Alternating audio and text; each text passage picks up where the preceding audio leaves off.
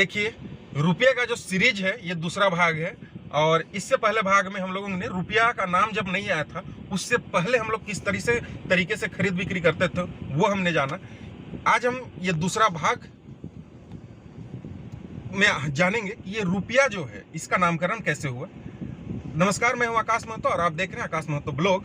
और ये जो रुपया का जो आविष्कार है, जो पूरा ये दुनिया में जितना घटना घट रहा है उसका जो जड़ है रुपया नहीं है, मुद्रा है। ये किसी और देश का भी हो सकता है। ये जो है रुपया शब्द जो है शेरशाह सूरी मुगल काल में, उसके समय में 1540 से 1545 के बीच में इसका जो है नामकरण हुआ। और ये जो है रुपया संस्कृत के रुपयकम वर्ड से आया, जिसका अर्थ होता है चांदी का सिक्का। शेरशाह सूरी ने उस समय में दो तरीके के सिक्के का मतलब चलन में लाया। उसमें एक था चांदी का और एक था तांबा का। तांबा का जो सिक्का था उसे दाम कहा गया और चांदी का जो सिक्का था उसको रुपया कहा गया, मोहर कहा गया। तो ये उस समय जो रुपया होता था वो दो तरह का था, एक था दाम और एक था मोहर। मोहर जो होता था चांदी का सिक्का, उसका वजन था उस समय में करीब 11.55 ग्राम का लगभग होता था और ये 91% शुद्ध चांदी का होता था। और ये जो था पूरे भारत में मान्य था, लेकिन कुछ ऐसे भी राजा महाराजा थे जो इस चीज को नहीं मानते थे, उनका अपना दूसरा करेंसी हुआ करता था। इसके बाद जो है 19वीं शताब्दी के अंत में अंग्रेज लोग जो आए, उस समय में फिर चालू हुआ रुपया ही वर्ड प्रचलन में रहा। लेकिन उस समय इन लोग जो चांदी का सिक्का निकाले उसका वजन था 11.66 ग्राम, थोड़ा सा उससे ज्यादा वजन हुआ करता था और उसी से लोग खरीद बिक्री करते थे। 19वीं शताब्दी के अंत में जो है धीरे धीरे हम लोग का फिर रुपया का जो है पैसा, नया पैसा आना, पाइस इस तरीके का होने लगा। लेकिन 1947 तक जो था, एक रुपया और एक डॉलर बराबर हुआ करता था। ये ध्यान रखने वाली बात है।